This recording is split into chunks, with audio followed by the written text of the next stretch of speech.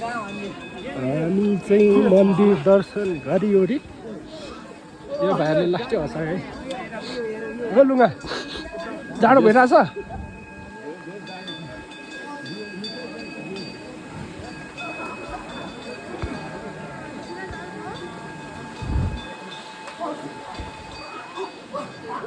घाम पनि आइसक्यो। यहाँको ताप्ने ठाउँ।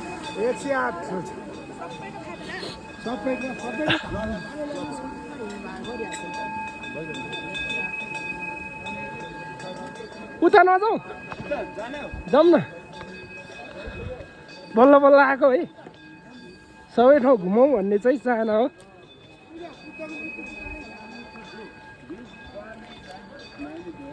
एकदम दामी हो हिमालको भ्यू।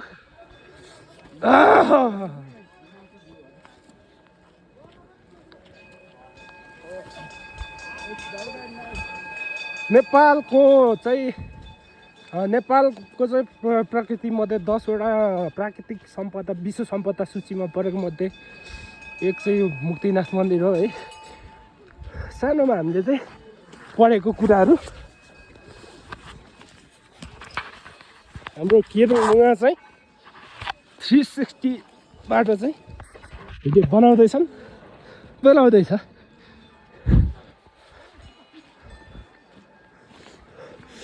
वाह मार्फा त अब खाइँदैन है। हालुङा मार्फा चाहिँ खानु हुँदैन अब। लास्ट टाउको दुखिरहेको छ यार।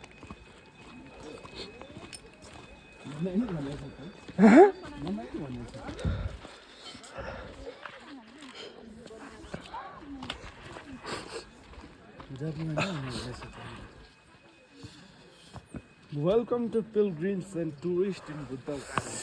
जाडो पनि कति साडो भएको हो कि कसो लुगा चाहिँ Ram Ram Ram Ram Ram what a view.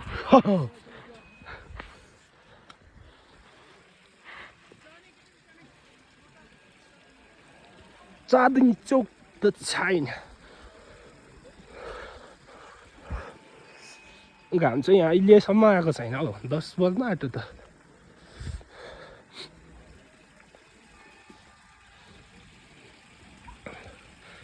दामी छ हौ ठाउँ। एकचोटि घुम्नै पर्ने ठाउँ के नेपाल हो। किन विदेशीहरू पैसा तिरेर यति खर्च गरी यो ठाउँ आउँछ भनेको। वाउ छुट्टै लुक्स छ हेर। माउन्टेन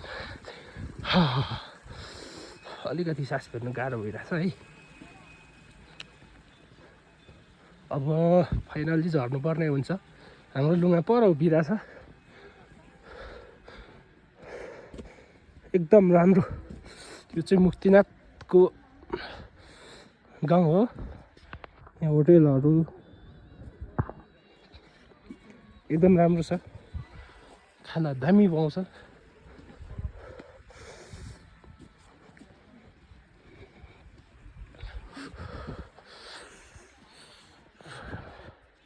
क्या नजारा है भन्थ्यो।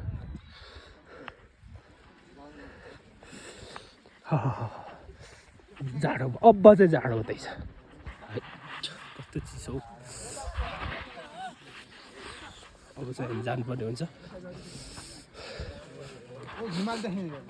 के हेर्नु सोल्टी बनायौ बनाइसक्यौ अब पेगी